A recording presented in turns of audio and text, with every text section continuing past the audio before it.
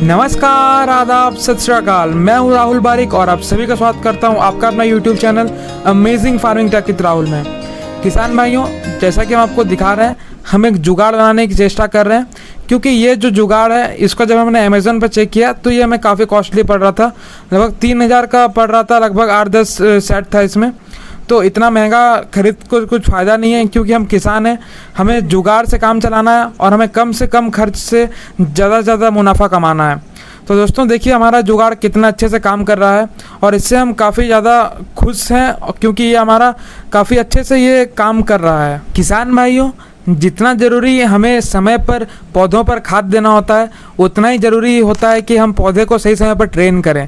क्योंकि अगर हम सही समय पर पौधे को ट्रेन नहीं करते हैं और बाद में अगर ट्रेनिंग करने की कोशिश करते हैं तो उससे हमें बहुत ही जो नेगेटिव रिजल्ट्स है वो आने लगते हैं। तो इसीलिए समय रहते ये काम यानी कि पौधे को ट्रेनिंग करना बहुत ही आवश्यक है। तो दोस्तों, जैसा कि आपको पता ही है और हमने अन्य वीडियोस में भी डिस्कस किया है कि जब तक आप प्लांट को बेंड नहीं करते हैं ना, तब तक जो प्लांट का स्टोरेज है वो नहीं होता है, कार्बोहाइड्रेट का स्टोरेज नहीं होगा, और कार्बोहाइड्रेट का स्टोरेज नहीं होगा तो आपको अच्छी फ्लावरिंग फ्रूटिंग देखने को नहीं मिल सकती है। जैसे ही आपका प्लांट में कार्बोहाइड्रेट का स्टोरेज बढ़ेगा, वैसे ही आपका जो एप्पल का प्लांट है उसमें बीमे का डेवलपमेंट अच्छी प्रकार से होगा और वो समय आने पर वो अच्छे से फ्लावरिंग भी करेगा और आपको फ्रूट भी देगा।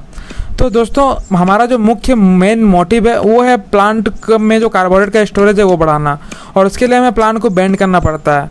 और बेंड करने के लिए हम जो टूल्स यूज़ करते हैं दोस्तों, हम रस्सी से ही बांध के प्लांट के जो टहनियाँ को झुका सकते हैं। ठीक है, मैं आज आपको बताऊंगा कि आपको इसके जो ब्रांचेज हैं इसको कब झुकाना चाहिए, कितने एंगल पर झुकाना चाहिए, इसका सही समय क्या है, ये सारी चीज़ें आपको इस वीडियो में डिस्कस किया जाएगा। तो चलिए दोस्तों, देरी ना करते हुए इस वीडियो को शुरू करते हैं। पर जो भी किसान भाई हमारे चैनल पर पहली बार आए हैं, मैं उन सभी का स्वागत करता हूं, आप सभी का स्वागत करता हूं। पर आप सभी से जो नए व्यूअर्स हैं उनसे आग्रह है कि आप हमारे चैनल को सब्सक्राइब करें और हमसे जुड़ें ताकि हम आपकी सेवा कर सकें। किसान भाइयों, हम जब भी अपने पौधे की जो शाखाएं होती हैं, जो प्राइमरी ब्रांचेस होते हैं, यानी कि जो सेंट्रल लीडर से जो ब्रांचेस निकलती है उनको हम प्राइमरी ब्रांच कहते हैं। तो दोस्तों, हम प्राइमरी ब्रांच को बेंड दो कारणों के कारण करते हैं। सबसे पहला कारण तो ये है कि जो हमारा क्रॉच एंगल है वो सही रहे, और दूसरा है कि उसमें कार्बोहाइड्रेट का स्टोरेज बढ़ाने के लिए बेंड किया जाता है ताकि उसमें जो स्ट्रॉन्ग बीमा है उसका फॉर्मेशन हो सके। दोस्तों, जैसा कि आप इस प्लांट को देख रहे हैं, ये एक अन्ना एप्पल वैरायटी का प्लांट है दोस्तों, और इसका क्रॉच एंगल देख सकते हैं, ये वी शेप में है। तो हमको क्या करना है, इसके बीच का जो एंगल है यानी कि सेंट्रल लीडर और जो प्राइमरी ब्रांच का जो बीच का एंगल है उसको बढ़ाना है। मिनिमम आपका जो है वो 45 डिग्री होना ही चाहिए। अगर बात करें कि बेस्ट क्रॉच एंगल क्या होगा, तो दोस्तों हम 60 डिग्री का क्रॉच एंगल को शुरुआत में रखें, फिर धीरे धीरे क्रॉच एंगल को बढ़ाते हुए 90 डिग्री तक लेके जा सकते हैं। जैसा कि आप देख रहे हैं, हम इसको 90 डिग्री तक लेके जा चुके हैं क्रॉच एंगल को, और ये बेस्ट एंगल है दोस्तों, जब भी हम बेंडिंग करते हैं तो इसमें दो बातों का ध्यान रखा जाता है कि जो हमारा एक प्लांट से दूसरे प्लांट की दूरी कितनी है।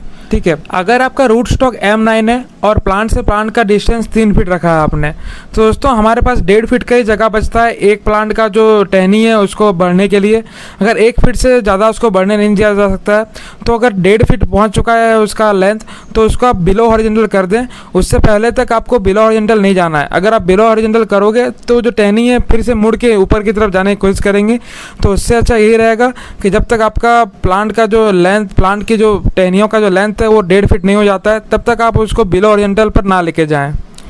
क्रॉच एंगल को सही करने के लिए या बेंड करने के लिए जो सही समय होता है, जब आपका जो टहनी होता है वो 6 इंच मिनिमम बढ़ जाता है, उसके बाद आप बेंडिंग का कार्य शुरू कर सकते हैं।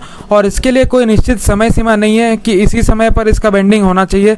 जैसे दोस्तों आपका जो शाखा है यानी कि प्राइमरी ब्रांच है वो 6 इंच बढ़ चुका होता है, उसके बाद आप जो क्रॉच एंगल है उसको सही करने का काम शुरू कर सकते हैं। इसी क्रॉच एंगल को या बेंडिंग के लिए हमने जो आज का जुगाड़ है वो आप लोगों के लिए बनाया है दोस्तों, क्योंकि इतने महंगे महंगे प्रोडक्ट्स हम नहीं खरीद सकते हैं, हमको कम से कम में काम चलाना होता है। दोस्तों, अगर आपको बेंडिंग करना है उसके लिए हम जो एल्यूमिनियम का जो वायर आता है, जो 11000 वोल्ट का तार होता है, तो उसी से वायर निकाल करके ये जो बेंडिंग का कार्य है उसको किया है दोस्तों। तो आप भी इससे पहले आप क्या करना है कि सबसे पहले आप जो तार है इसको सीधा करें। इस प्रकार से हमने देखिए दोस्तों पहले सीधा कर लिया है पूरा वायर्स को। उसके बाद इस प्रकार से फ्रेम में आपको मोड़ना है। क्योंकि एल्युमिनियम का हमने इसलिए यूज़ किया है क्योंकि इसको हम आसानी से इसको बेंड कर सकते हैं, ये काफ़ी लचीला होता है। और दोस्तों इसको बहुत ही बड़े टहनियों पर नहीं लगाना है क्योंकि ये उस पर काम नहीं करेगा शायद, इतने अच्छे से।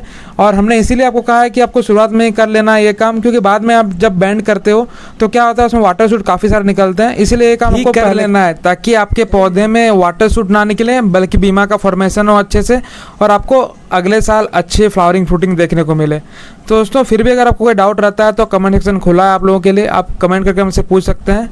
तो मिलते हैं अगली वीडियो पर अन्य इन्फॉर्मेटिव जानकारियों के साथ। धन्यवाद।